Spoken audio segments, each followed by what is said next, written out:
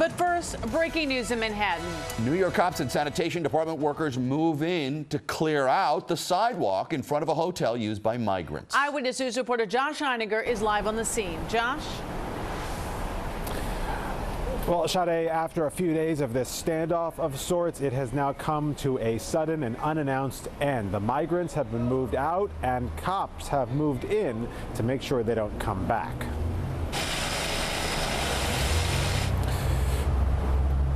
Police took chainsaws to the locks holding many of the migrants' bikes as part of the city's unannounced clearing of the sidewalk in front of the Watson Hotel, which has been the scene of the latest controversy, with the city struggling to accommodate more than 40,000 asylum seekers who've been bused to New York. The single men who'd been staying here are being moved to a specialized facility at the Brooklyn Cruise Terminal in Red Hook, but several dozen until tonight had refused to leave. Only a few relented tonight and boarded a bus to Brooklyn. The mayor today suggested the holdouts here were professional agitators spreading misinformation about conditions at the Brooklyn location. I heard all of these complaints about no heat, no hot water, no food.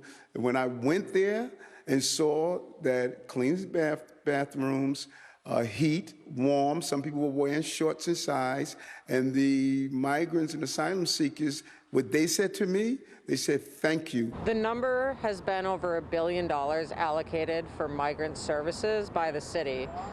$1 billion is something that I don't think any of us can actually fathom what that covers. So when we go line by line and try to look at where the money has already been spent, which was on a tent city in the Bronx, which was in Randall's Island, which they had put up and then they closed down, it seems like the money is not being allocated very well.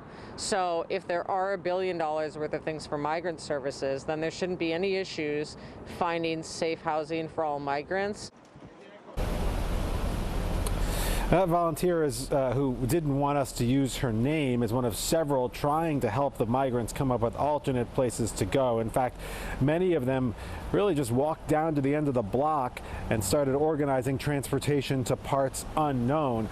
Back live, this hotel was cleared of the single men who the city had placed here originally because the city wants to repurpose it for a shelter for women and children, young families, also asylum seekers. That will happen very soon. This is one of 70 hotels being used by the city right now to house migrants here in New York.